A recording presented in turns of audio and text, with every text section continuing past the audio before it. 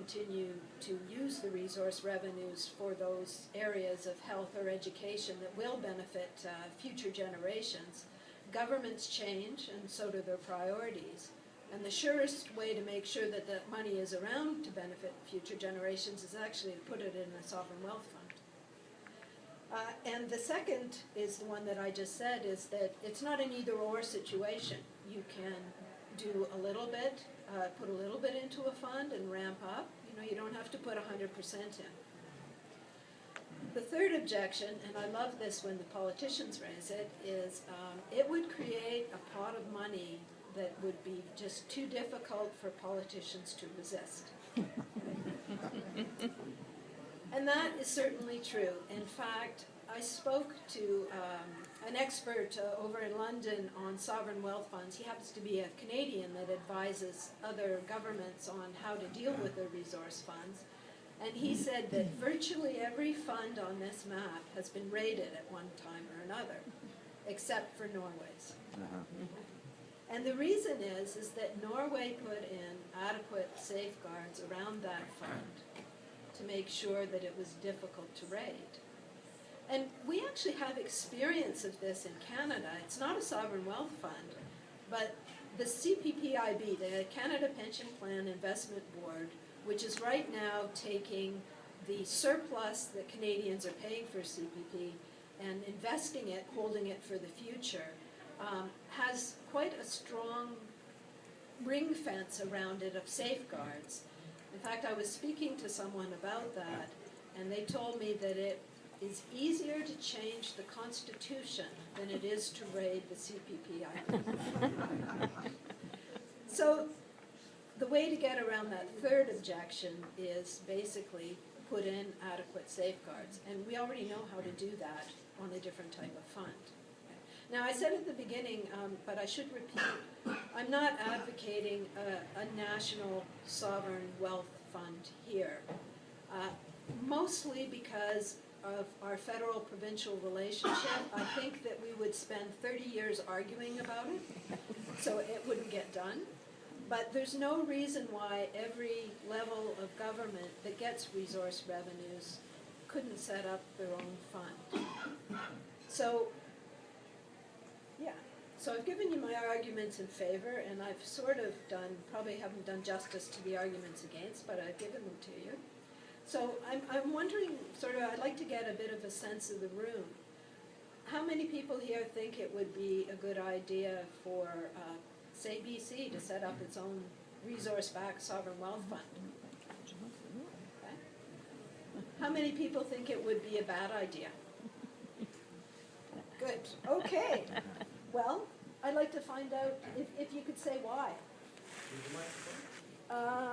He took it away from me. So maybe if you probably have a louder voice than I do. If you just speak loudly. You have a good voice. Well, you mentioned the Dutch disease, and that is very true. Initially, we had a problem with our natural gas in Groningen in the north of my country, because we used that money to create what you call a heritage fund. So our currency was overvaluated for some time. I'm talking before we introduced the euro in Europe. We still had our national currency building. So that made our export position very difficult. We depend 70% of export in the Netherlands. So we thought we should not have this heritage fund, but instead use the money in a different way. And since then, we have invested that money in innovation and productive investment. That, of course, is also for the future, and at the same time, it avoids the Dutch disease. That's why we are not in favor of a heritage fund in the Netherlands anymore. Can I ask you, because I'm not familiar with the Heritage Fund, what it was invested in. Were you investing outside of your borders to do the currency sterilization, or were the investments inside? Well, I have to be honest a little bit, because that was another problem we had. In a small country, the investment opportunities are very limited. Right. And because of the law we had, later we changed it, we were not allowed to invest it abroad. So that was another reason, but that was not the main one. Right, okay. Okay. I have a question. Yeah. Could you explain a little bit what is productive investment that you mentioned? Well, productive investment is of In your particular case, I mean, right? yes. We have invested most of the money in companies who had a good prospect. Of course, that is always a bit tricky because you don't know what the market is going to do. But the majority went into innovation. And the idea behind was that innovation eventually will pay back. Hamish. I mean, with regards to the case in Holland, do you feel that the two are mutually exclusive? I mean, can one set up, in theory, a fund in British Columbia while also investing in technology and innovation? Of course, you could do both, certainly.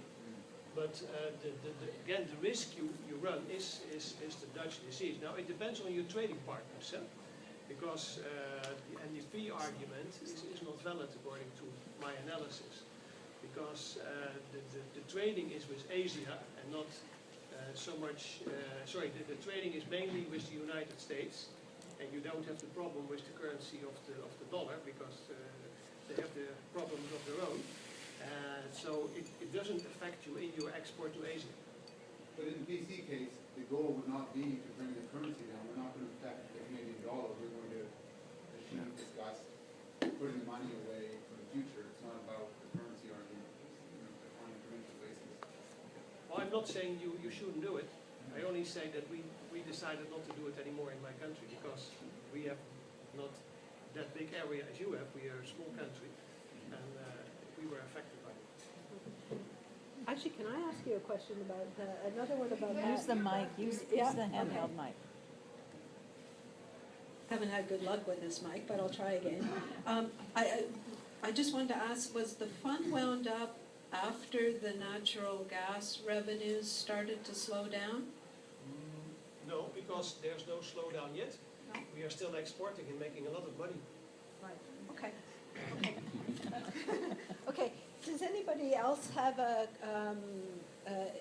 anybody that's in favor of a fund have a comment or a question? Or, yeah?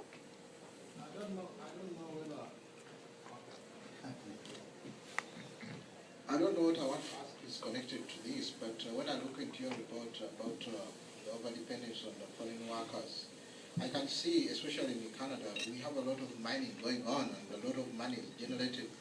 And the reason why most companies are relying on foreign workers is because the companies have not been able to reinvest into the labor market. You find now we have a high rate of unemployment, and they keep on crying that they don't have enough workers. Where is the money going? And why don't they invest in short-term labor investments? Then we can solve this problem. The other problem, the other issue I have, I'm not very much of a critical conservative government, but I'm going to have to be a little bit of a critique here. We have now the Prime Minister who is trying to bar foreign companies from owning Canadian companies. How is it going to play out if we don't have economic wars with other countries? If we refuse them to invest here, how are you prepared to face the situation when our own companies are rejected abroad? So these are my two comments. Thank you. Okay.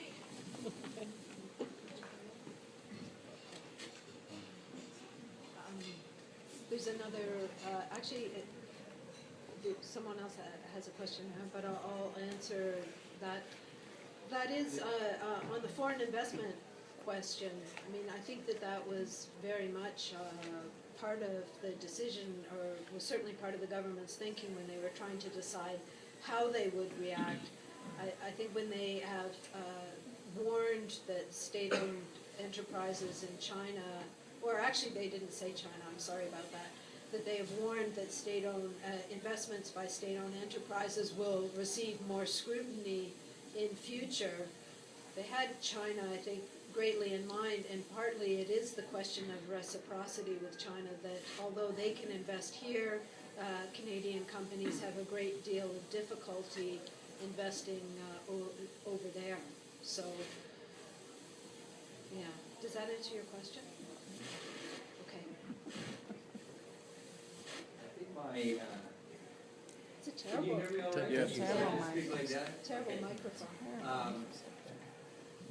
So I would agree with our friend from Holland, but I am also in favor of some type of sovereign wealth fund. And the reason is we are now trending towards very short-term populist type policies. And you know, you've hit something here that, you know, with the resources.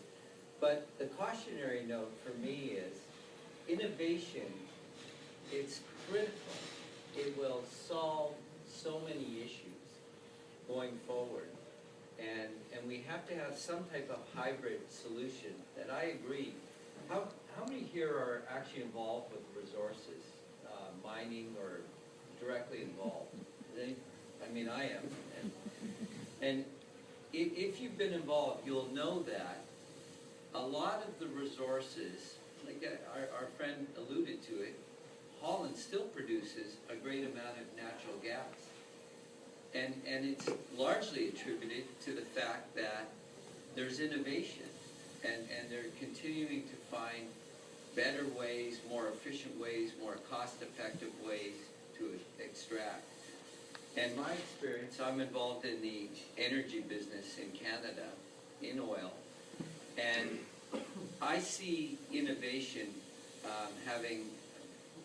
leading to fantastic opportunities in Canada, largely to do with the environment. I mean, as a result of what we're doing, we're measuring emissions, we're learning how to deal with emissions, and these types of things will have applicability everywhere.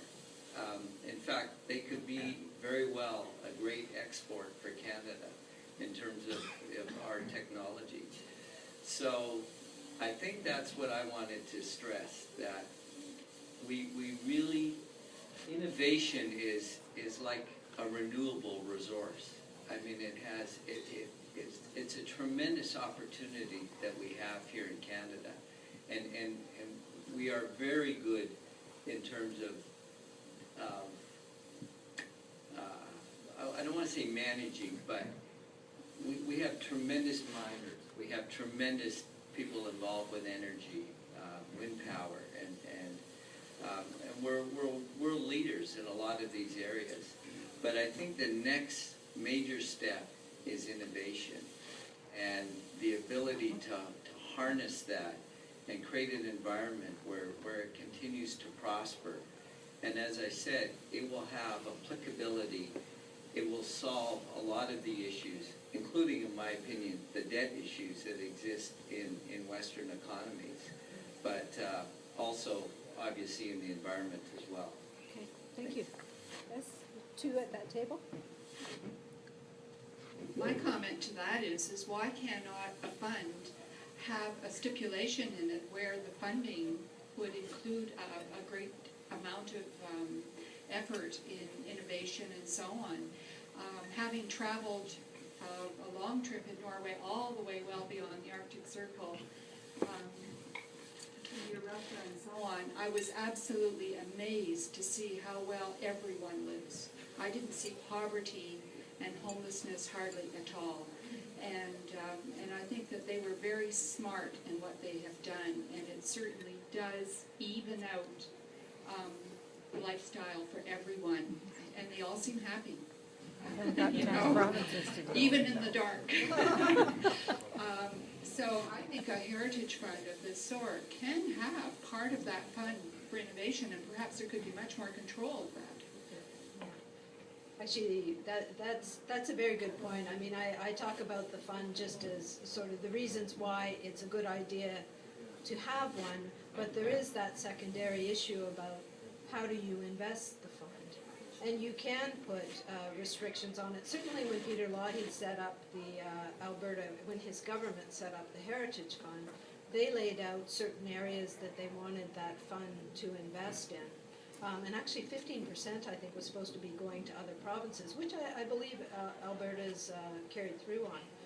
I was surprised recently, this isn't innovation, but I was surprised when I was looking at what the Heritage Fund invests in that they either have a large share or own outright the Yorkdale Shopping Centre